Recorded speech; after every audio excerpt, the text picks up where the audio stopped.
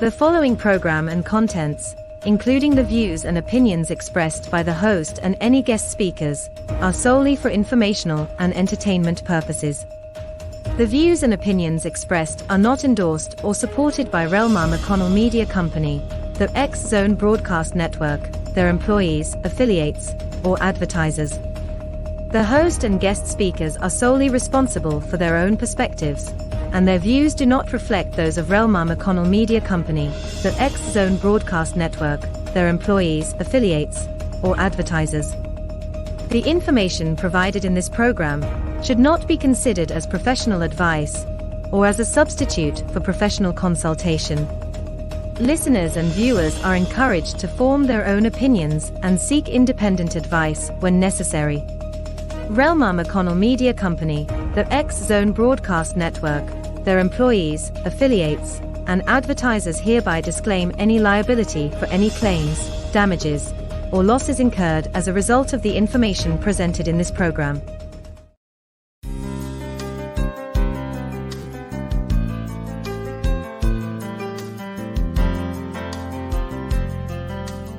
Welcome to Mission Evolution Radio Show with Gwilda Wiyaka, bringing together today's leading experts to uncover ever-deepening spiritual truths and the latest scientific developments in support of the evolution of humankind. For more information on Mission Evolution Radio with Gwilda Wiyaka, visit www.missionevolution.org. And now, here's the host of Mission Evolution, Miss Gwilda Wiyaka. Thanks for joining us. Mission Evolution Radio TV show is coming to you on the X Zone Broadcast Network and the X Zone TV channel, divisions of Relmar McConnell Media Company, with studios and corporate offices in St. Catharines, Ontario, Canada. This hour, we'll meet the demons called anxiety and depression. Today's society is increasingly plagued with anxiety and depression. Even with modern medicine and counseling techniques, these debilitating conditions continue to rise. Is there a way we can help ourselves out of this downward spiral? With us this hour, to explore conquering anxiety and depression is Faust Ruggiero. Faust is a published research author, clinical trainer, and a therapist who's developed the Process Way of Life counseling program and presented it in the Fix Yourself Handbook. His website, faustruggiero.com. Faust, thanks so much for joining us on Mission Evolution. Hi, Will. It is so nice to be back with you again. Yes, it's wonderful to have you on. So let's start with, how did you first become interested in depression and anxiety? Well, I've been counseling for 43 years, Willie, and it presents itself in so much of what I do, and I've known that forever. It's the kind of thing that I've treated in a variety of different ways over the years. So it just made sense to finally get down to the point that we put it into a text and start dealing with it. And the program I use is very simple, very practical, and it gets great results. That's great to know. So there is something out there, because it's become a huge problem, and I think it continues to increase. So that we can be clear, how many ways does anxiety and depression, even though they seem quite different, how do they relate? Both of those are physical conditions, and that's really where we need to start. There's this myth that's always been out there that this is a mental health disease or a mental health condition. And it finally works its way into the brain, and it will do that, and we'll feel all the pressures there. But primarily, both of them are physical conditions.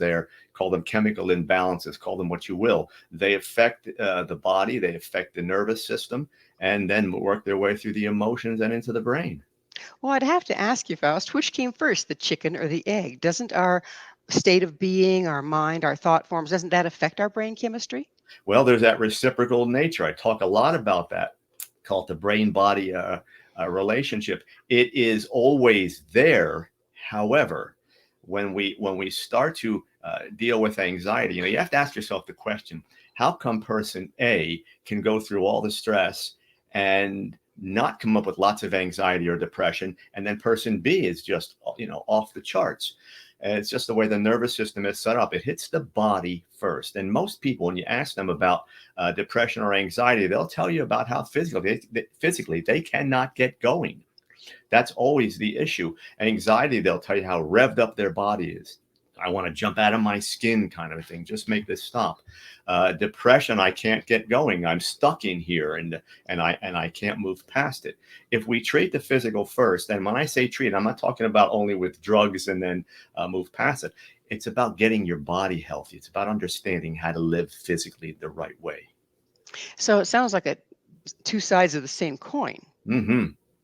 Okay, so is there a way we can catch ourselves before it manifests in the brain? I mean, our life circumstances can certainly contribute to either one, anxiety or depression.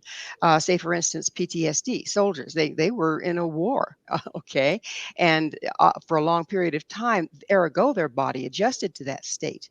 So, how does treating it in the body first help? Well, anything you do, look at it this way. If I break my leg and I'm trying to recover and it's really hurting, it was a bad break, and now I'm trying to think through some things, I'm going to have a real hard time because all my body energy, even my mental energy, is being directed toward that injury. When we go through depression and anxiety, we're talking about physical trauma. We're talking about emotional, mental trauma. So all the body's resources are going to go where they're needed first. They're going to the body. That's why we try to treat the body first. Let's kind of get that out of the way, if you will.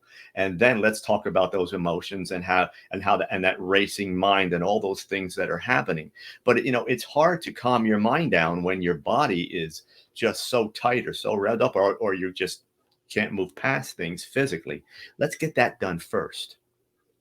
So, there's in anxiety. Okay, let's start there. Um, Sometimes I've seen where people can deal with the world and they deal with it fast and they're really proactive kind of people. No anxiety, calm as they can be until one day it's like the cup is runneth over. Okay, so what's going on there? Is that a thing or? It's an interesting concept. I talk a lot about a phenomenon the brain works with. It's called habit formation. Some people call it normalization, call it what you will. But the brain gets used to doing things in a certain way at a certain level, all those kind of things. The brain structures itself. So now we're people who are going real fast, taking a lot of pressure on. The brain's going to adjust, and we're not going to feel it until there's a triggering device, that last little straw that we don't look at as something that's so significant that it caused the anxiety. All it did was the final trigger. And once that happens, then it kind of, it breaks open the dam, and then here we go. So the body is slowly but surely building up the thing that ends up in a panic attack. So it's slowly but surely coming to that point, and then there's just the final proverbial straw. Yes, like anything else, the longer the wear and tear, eventually there's got to be some maintenance. But the problem is we don't provide the maintenance. We do some self-care routines. We escape a little bit here.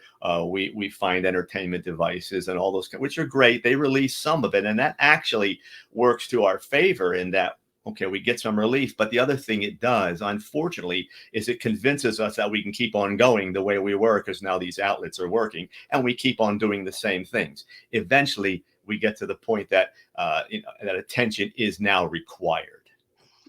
So how are we predisposed to either go the anxiety route or the depression route? I mean, they sound like, again, opposite sides of the same coin rather than the same thing. So how do you know what dictates what direction we're going to go with it? The first thing, we're back to physical. We're talking about family history. There's a lot of research that'll tell us that genetically we tend to follow suit with the previous generations. When I do family histories, and I'll do that when someone comes into the office, and when we're talking talking about anxiety or depression, I'll always say, let's go back. Any suicides, drug addiction, mental health issues, people on lots of meds, people who have had difficulties with relationships and maintaining jobs, all those kinds of things. And I find the correlations. I find that people in the generation before, and maybe 2 or 3 before that, they had the same kinds of problems. So genetically, that's going to be part of it. There's no doubt about that. It's not So, always the case, but typically it is. so genetically is a physical predisposition. Is that what I'm hearing you say? Yeah. Very often, if you think about it, genetically, we will, look like our parents. We will, oftentimes react like them. We like the same foods often. We go through a lot of the same kinds of things. So, yeah, it's not far fetched to think that in terms of mental health and the way the brain works, we're going to receive some of the same kinds of ways of doing things that our parents did. I know a lot of studies have been done on identical twins, particularly ones that end up in mental institutions and have the same disorder, and it's pretty consistent. That would kind of leave a person to believe that we're stuck with this, that we came with it, we were born with it, we're victims of it. What do you have to say to that? Now we're into what the brain's capable of doing. I've been talking about the body and the body's effect on the brain, but we have to keep in mind that there's a reciprocal nature between the body and the brain. While the body is doing all the things it needs to do, the brain is controlling so many of them. So, if we're really stressed and that signal comes through us, it's going to go through the nervous system. It's going to penetrate every area of our body. We're going to become stressed. So the key is, when I work with people, let's purge all the bad stuff, things you're doing that are keeping those conditions alive and kicking, if you will. And then let's retrain your brain. Now we're going to start doing some things that give your brain an option. Give it some skills that are necessary to get in the way of these conditions. And it works very well.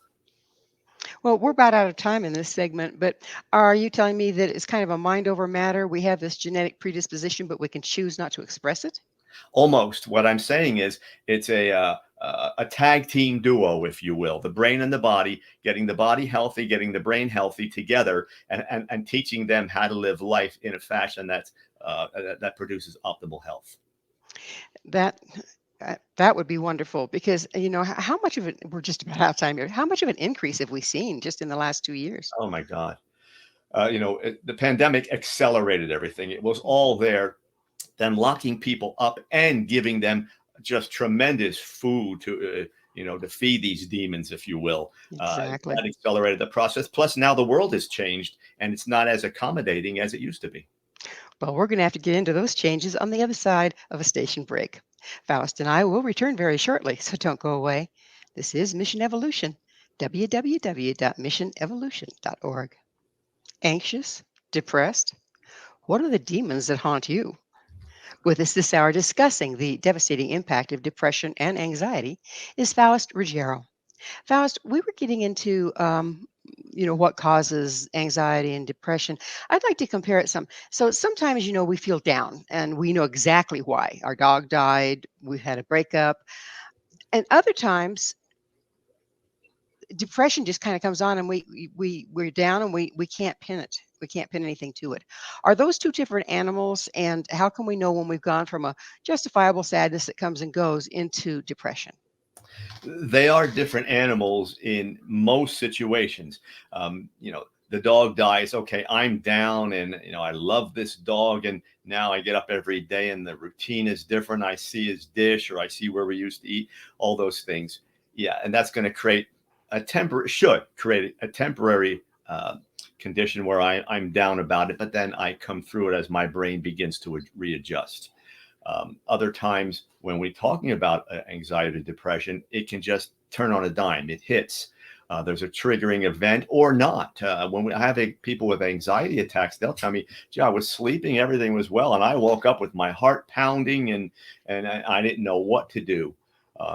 And sometimes there's a little bit of a crossover where the person has anxiety or depression, then that dog is a triggering event where typically they would get over it, but it triggers a long-term kind of an effect. The answer is they're different situations. However, nothing about these two conditions is exclusive. They occur together at times. One provokes the other. Sometimes it's short term, sometimes it's longer.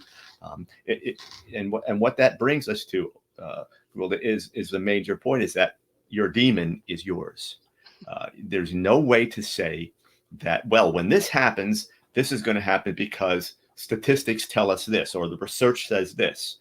That's why I call it the anxiety demon. And I tell them, in my writings, in my teachings, I say, get to know your personal demon. That's the most important thing. It's the step that's often missed. Oftentimes, counselors and other practitioners are going by what typically applies. It's kind of a cookie cutter thing. Well, this is what to expect. We'll medicate this. We'll counsel through these things, give you some skills, and you're on your way. But it's not the same as the person A comes in. Person B is going to be completely different depending on genetics and what they're doing in their lives, life circumstances, the way their brain works. So when they come in, I'm going through every bit of that. I'm defining that personal demon, just like I would define the person in front of me who is different from anyone else. Let's talk about triggers a little bit. I don't know that all of our audience understands what those would be. So if we have an incident where our dog dies, poor dog, we're going to pick on the dog today. Our dog dies, and we get very, very sad, and we get depressed for a while, but then we come out of it in a reasonable amount of time after mourning our pet. Versus our dog dies, and it triggers us into something where we stay depressed. Are we being triggered into something that happened that we haven't processed in our history? It could happen with some people. Most often, however, we have the anxiety, we have the depression. It's already there. And look at the trigger as kind of a button, which, we press it and it turns it all on. How long it stays on depends on, the severity of the condition for us. It's a neurotransmitter thing with anxiety and depression. Our brain doesn't receive what it should receive in the way it should. So, that's all part of it. But that little trigger is a button, it could be the dog dying. It could be something simple as I had a fight with my spouse. And all of a sudden, inside I went into a rage, and now I can't stop it. And I'm saying to myself, the fight wasn't that bad. We do that. We've had that before. We always come out of it okay. Oftentimes it's just blowing off steam. Why am I like this? Because the trigger kind of opened up the floodgates again. There we go. And I'm stuck in this, and I don't know why. By floodgates, you mean the backlog of whatever we haven't Yeah, it could be the processed yet. backlog, or just the onset of the anxiety or depression. It just accelerates it and brings it to a higher level, if you will. The one that we're predisposed to genetically? Can be. Sometimes it's more environmental than genetic for some people. Some people, it's not so much genetics, but they're always stuck in this. I'm dealing with people who have addicted children, who have children, and they're raising the children, and there's court battles, and there's all these kinds of things going on. And typically they would be people who have mild anxiety, not much depression, but now it's every day. It's coming at them all the time. It's just wearing them down. So on my end, it's my task to determine how much of what is affecting that's what I'm looking for in those situations. So for those of us that are getting down, or feel anxious, how can we tell when we're, instead of the ups and downs that we normally deal with a day and situational, how can we tell when we're sliding into a dysfunctional anxiety or depression? You look for the signs. I teach people about what I call baseline behaviors. It's not a new phrase. I shouldn't say I call. That's been in the terminology forever. And really, baseline behavior is how I am typically every day without depression. Just me. This is how I behave. Now, if I'm getting off track, I'm procrastinating. I'm overreacting. I'm ruminating, and I can't get out of my head, so to speak. I just don't feel like doing anything.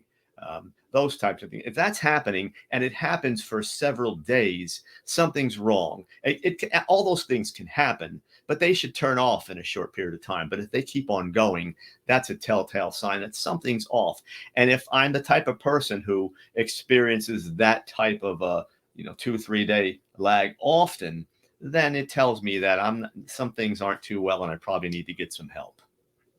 So here's another one. How does anxiety differ from panic attacks? Well, anxiety is just a mild term. If I have anxiety, maybe I can feel the acceleration in my body. Maybe I'm worrying. I can't turn my head off. I'm thinking about what if. My emotions are overreacting in situations. That's typical for anxiety. The panic attack it represents a kind of a loss of functioning, if you will. Get me out of here. My heart's going. I'm sweating. I am going to jump right out of my skin. I'm going to fall down on the floor and go into a fetal position and cry. Get me to the hospital. It's all that kind of stuff we see. And anxiety attacks do have, ranges, if you will. They can be the types of things where I can say, if I just go outside, catch my breath, maybe I'm going to take my Ativan or Xanax, and 20 minutes I come down, I know all that, versus I can't stop this. I've taken the pill. I've gone outside. People have tried to talk me through this, and I end up in the emergency room. And there's no talking through it. Right. Right. So we touched in on it a little bit about how anxiety and depression are really on the increase. Let's go into that a little further. How much of an increase are we seeing, and what do you attribute it to? Well, it depends on the stats that you look at. I like to think of it about a 30% increase. Some of the people that are a little bit more concerned about it will say 50% and more. 30% what I think would be about, but that's a lot. I mean, that's huge. It's not just the increase. I always like to say that when we see stats, we have to go in and find out what's causing that. It's the severity. It's the feeling of, this isn't going to change.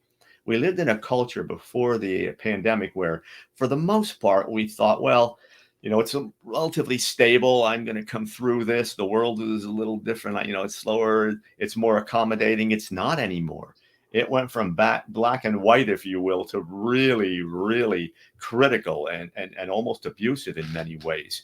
And people can't find a way to turn it off. Do you think do you think being bombarded with so much information and so much media is playing into this? Absolutely. The brain can only process so much so that it can make healthy decisions. And we're just getting a lot of information coming from different places with a lot of pressure pushing it. We have a news media which, regardless of what they tell you in terms of their changing their format, they are very pressure oriented. Let me shock you into this. Let me draw you in more than ever. People are paying attention to that. I keep telling people, turn off your television sets and get off the social media stuff. But it's intense, it's fast, it's pressured, and there's no point where it stops. So you don't get a chance to catch your breath.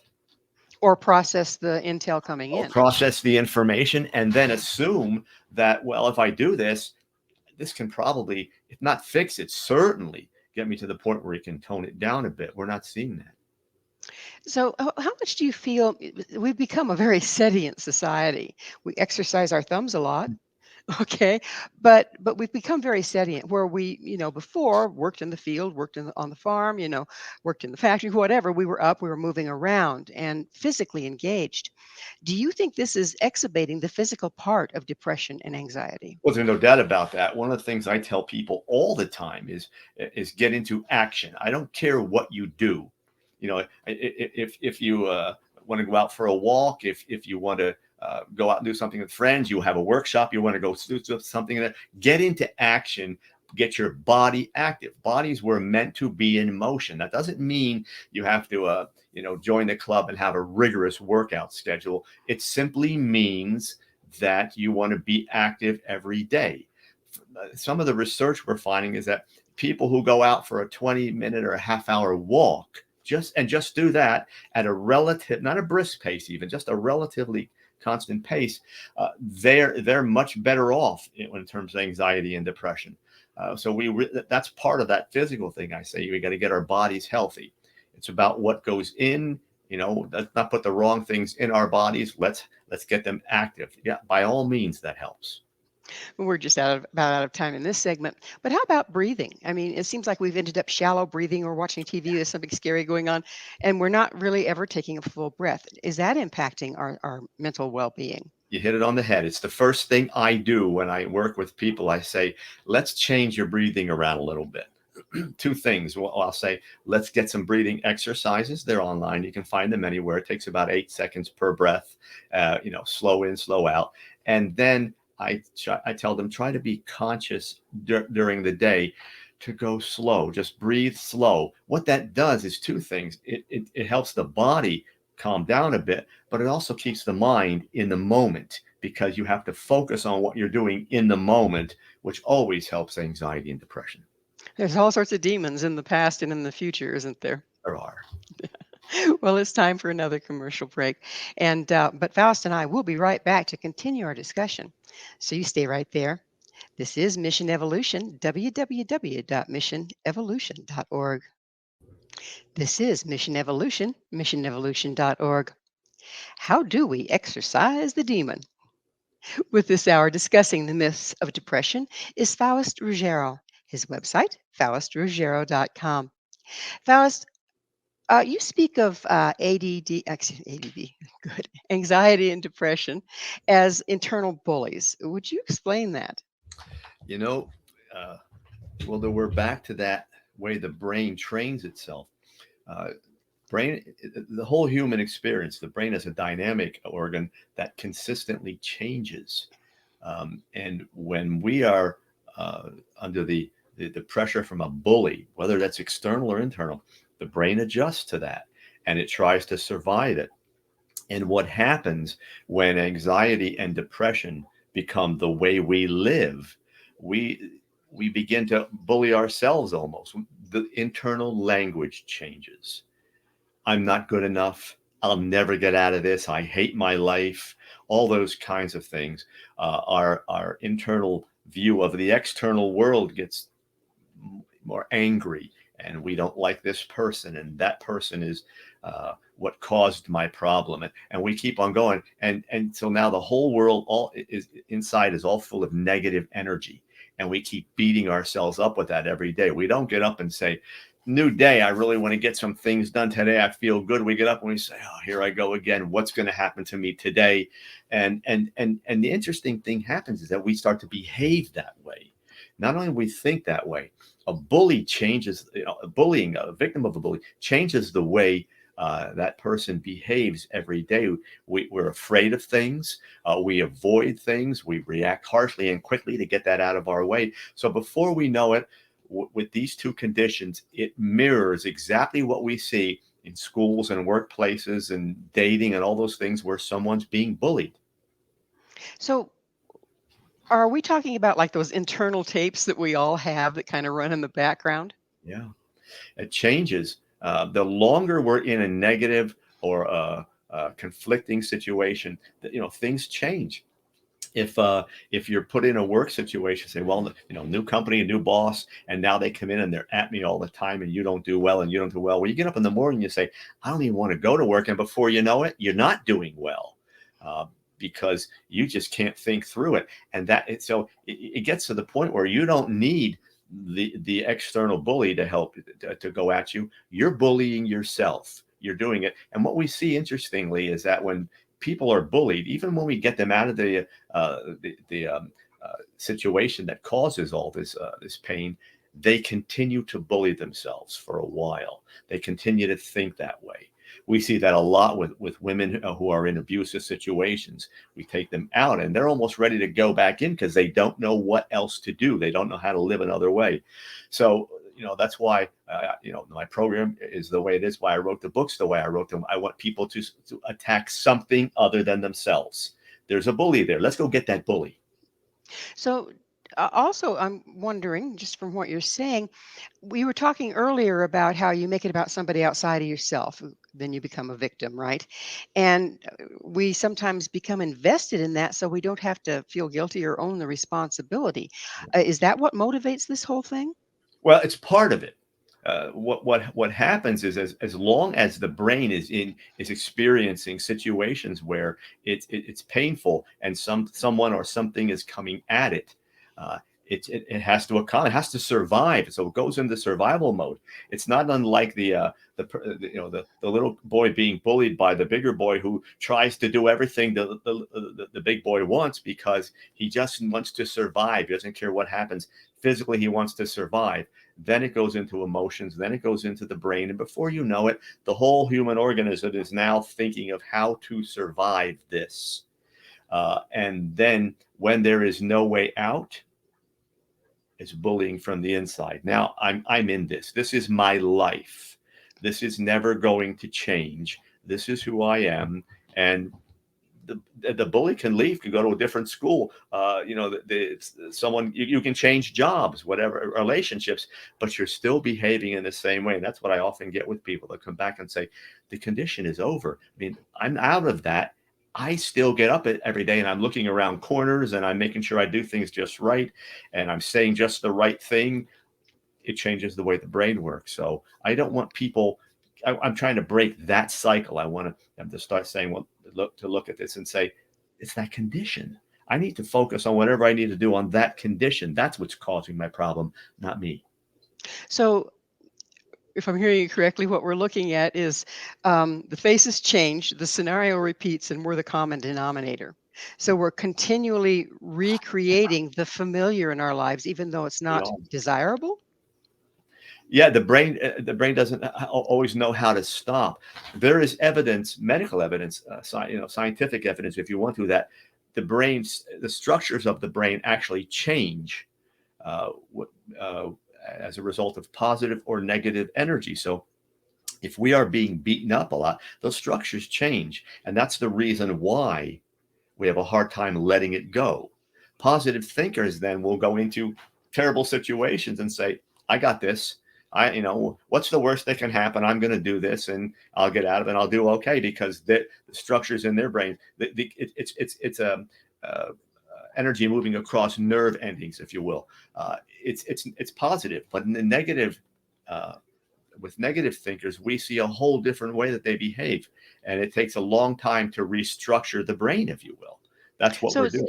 Is this because of what we've heard so much about neuroplasticity? Yes, it's exactly what it is. So it happens without us paying close attention.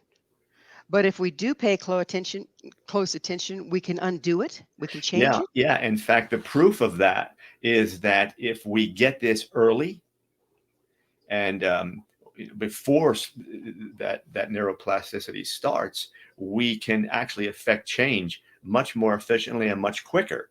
But the longer it goes on, the more difficult it gets, because more of the brain is involved.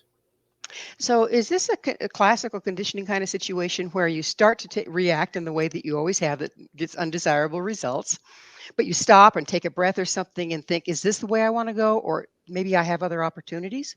Is that how you rewire the brain? That's part of it. The first order of business is to help the person understand where it came from. Because in anything we do, when we're going to teach, and when we talk about counseling, we are unlearning, so to speak, before you learn. Unlearning is not an accurate term, but it presents the concept. We need to purge your life from all that negativity. We need to get all those things that are causing you pain, that are causing you to think in such negative terms. Let's try to get those out of the mix and introduce some things to replace that. Okay, so how do we work this? Well, that's where that now we're talking about that personal demon thing. I'm going to go find all those things that are part of the problem. I'm going to talk about, we're going to look at genetics if we can. Sometimes we can't because we have an adopted person. We have a person whose family hasn't followed along and doesn't understand genetics. So, but we're going to get as much of family history as we can. We're going to look at what they're doing to their bodies. Simple things. You have anxiety and you had how many cups of coffee this morning? Not a good idea. We're going to purge those kind of things. Let's get you to a point where you're not doing anything to hurt yourself. Now we're going to start talking about putting that breathing exercise and maybe the physical exercise in the picture. We're going to start talking about changing that language and giving yourself some time to think before you react. We're going to start doing all those kinds of things, but we can't do it till we get that body into a place where it's not reacting on its own. The body just sometimes just, I don't want to say it goes into spasm, but it's like that. It's just, oh, wow, how did that happen? Why is this happening all the time? Well, again, you're anxious to begin with. Your diet is full of carbs, lots of sugar. You like those energy drinks. You like that caffeine. We're going to systematically get that kind of either way down or out of the picture if we can. And we're going to start rebuilding you. That's what we're doing. So it sounds to me like this is a very personal journey and very much of an inside job. So how much does the person personally have to take care of this themselves? I mean, it doesn't seem like somebody else can do it for us. As long as the person buys into what we're doing, they can do this. It's not, something where you come in the office and in 6 months, we're going to get you through this. We're going to take our time. The way to love and respect someone, so to speak, is to, be personal with them. Talk about their own personal way of doing things. Some people can clean this up in that 4 to 6 months. Some people are going to be with me a couple years, and that's okay. It's about getting them to a point where they're more comfortable, where they can see that there's light at the end of the tunnel. And a big key in this is that they're no longer alone in it, because when you get into depression and anxiety, one of the things I talk about a lot is not so much being lonely, but aloneness. I'm in this. No one understands it. No one knows what I'm going through. And I'm not very good at telling them either. So I'm not letting them in. They're not coming in. I'm all alone. That's why depression and anxiety and subsequently suicide rates go up, because people feel there's no way out. I want them to understand there's light at the end of the tunnel. I'm there with you through every step. We're going to do this. Little by little, you're going to say, gee, that was okay. I got that piece. And every little step not only fixes some problems, it gives you the confidence that I think I can do this. I did that. Let's go to the next one. We're again out of time in this segment, but what are some real red flags that you better get on it quick? Loss of jobs, relationship issues, physical things that are happening that you can't control, sleep issues, dietary things. I'm not eating well. I can't turn my mind off. I'm really getting down on myself. Those type. Yeah, when it starts to get to that point, you're in trouble. How about cravings and addictions? Do those play in there? Always. Because it's medicine. That's the bottom line. A drug, For some yeah. people, it's food. For some people, it's pornography. Others, it's the medications. Others, it's alcohol or pot and whatever it may be. And what they're all very temporary fixes. Quick fixes to a problem that needs to go to the cause. So just kind of trying to mask the symptoms by eating too much sugar or drinking too much alcohol, or how about workaholism? Does that play in there? Sure, it can. Yeah. Some people will do that to get away from their problems. But again, all these quick fixes eventually erode, and you're stuck. You're coming back to the problem one way or another. There you have it. That's the Well, bottom line. it is time for that station break. Faust and I will return to explore the internal bully a little further. This is Mission Evolution, www.missionevolution.org. What would it be like to be anxiety free? Is it even possible? This is Mission Evolution, missionevolution.org. We're continuing our discussion with the author of Fix It Yourself Handbook, Faust Ruggiero. Faust, we were talking about the internal demons and bullies. Let's talk a little bit about myths. You say that there are certain myths about anxiety and depression that need to be addressed before treatment can even begin. What is that? Well, the first one is just that it's a mental health concern only. We need to get away from that. It's a physical concern too. Let's start with that so we can treat the whole person. That's what we need to be doing with that. So many myths. It'll never stop. You're gonna have this all your life. That's not necessarily true. At least not at the same level that you have that. That people will never understand you. Yes, they can. They will understand. We have to teach you how to communicate these things to people, and that no treatment can be effective. Absolutely, treatment is effective. I have 40 years of people using this approach, and I've never had anyone who has not benefited from it as long as they stick with it. So if you're willing to do what you need to do, put the proper network in front of you and go with the plan, yeah, you can beat this. I like what you said about network, because it seems like, just like our society, our treatments have become so fragmented.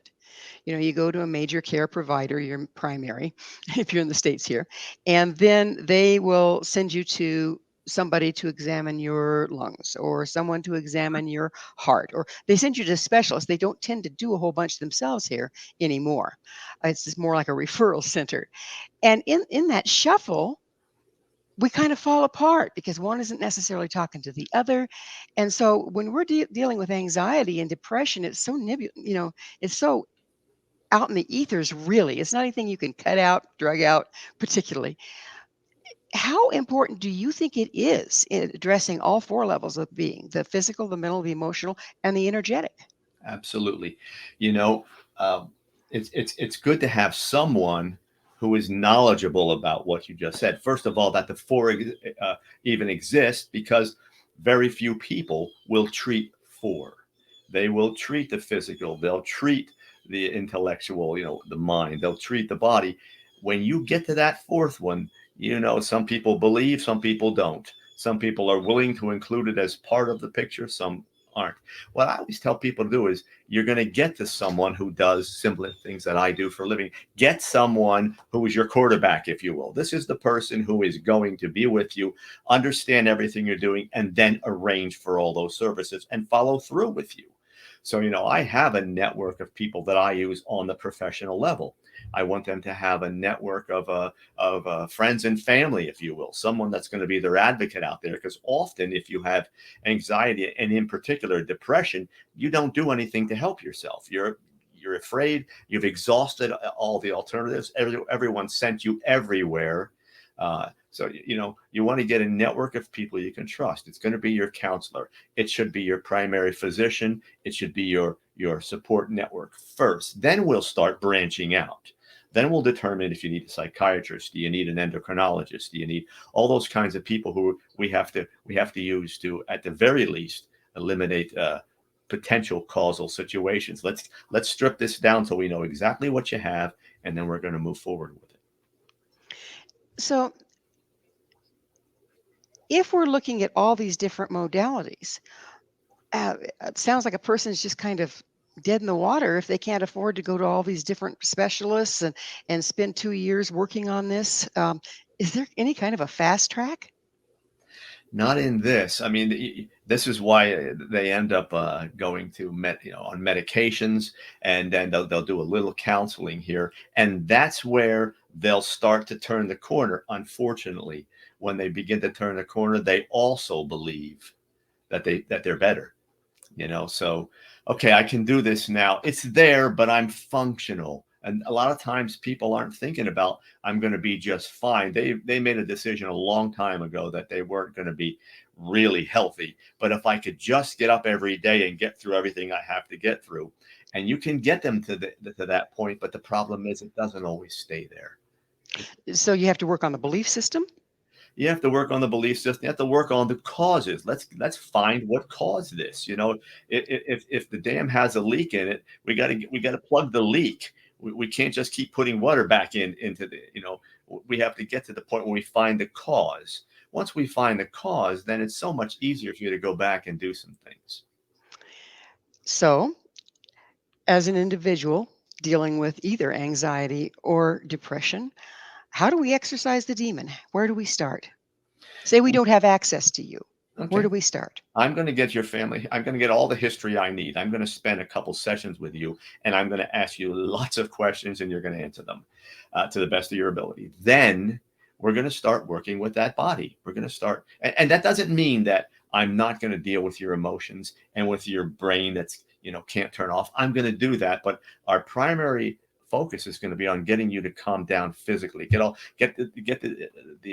your own demons out, the things you're doing. Let's get those all out of the picture. We're going to purge first. But again, so that the people feel comfortable that I'm not just pushing something aside that may need to be dealt with right away. I'm going to deal with all the components. I'm just going to put an emphasis on that physical first. So if we're an individual that doesn't have access to you necessarily, are you saying that starting with looking at healing your body, at giving it what it needs to work on, to eliminating the things that are harmful, would that still be a good place to start to give you the energy to deal? Yeah, it would. At the very least, get your body to the point where it's not reacting, it's not overreacting and putting you in potential crisis situations. That may be your doctor. That may be for a short period of time a medication. I always use that as the last resort. But for some people who can't access services, they may use that. When I started practicing over 40 years ago, maybe 10% of my people were on medicine. Now it's 75%, so to speak. And everybody's looking for that quick fix. Real fast. They come in, and now and I would say, again, 5% of my people, I will get to a doctor. Let's get this person on something for now. But the others now, that's the other change. They're coming in with it. By the time they get to me, I've been on that for 5 years. I had one person that came on, they hadn't had their medication changed for 24 years. Oh my, yeah. And we're going through all this anxiety, depression. I said, well, when was your depression your medicine changed? Oh, it's been working so great. Yes. And all these things have happened in the meantime. I know the medicine's not working. Let's get you back. And sure as shooting, it was not working. So, it's a get to the physical first. Normally you can get to a counselor. You may have to wait. That's the problem today. Sometimes the waits are a month, 2 months, 3 months. If you don't have insurance, it can be long. That's one of the problems. One of the things we've seen since the pandemic is many more people are trying to access services. They're seeing it now, and we don't have the practitioners, and the insurance companies are not funding the way we would hope. And so now we have a lot more people accessing services who can't get service. And the problem with that is now I'm really out of luck in my mind. I know it's there. It's tearing me apart. I finally made the move, and there's no one there to help me. No one to help. Yeah. And our situation is not good in the States, or I know other countries are suffering from that as well, particularly since the pandemic. So it's the time in the show, Faust, and I get to ask you, what is your mission? Always. My mission is to be there for people. That's, my opinion of why I'm here. I've been doing this all my life. I still love it. I still keep doing it. I'm still counseling people.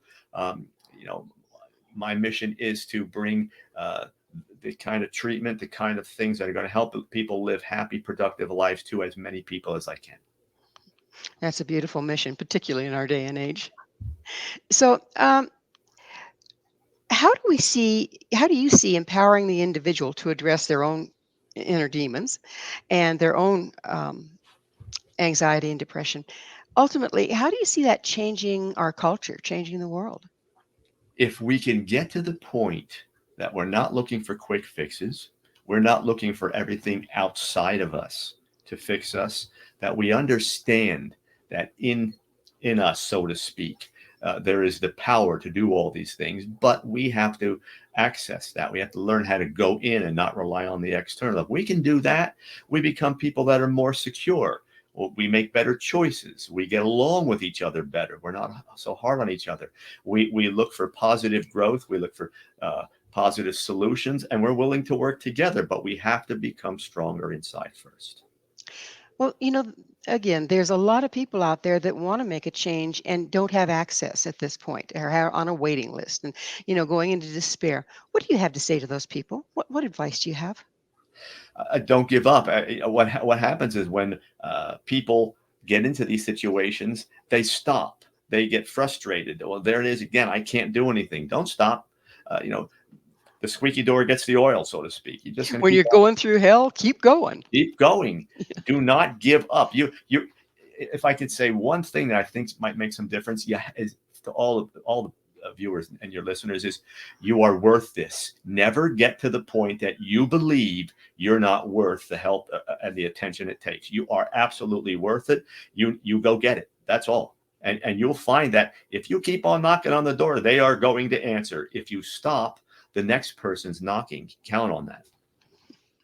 So once you start engaging in this, is there a learning process that you can then become more self-empowered and catch things in the bud more easily?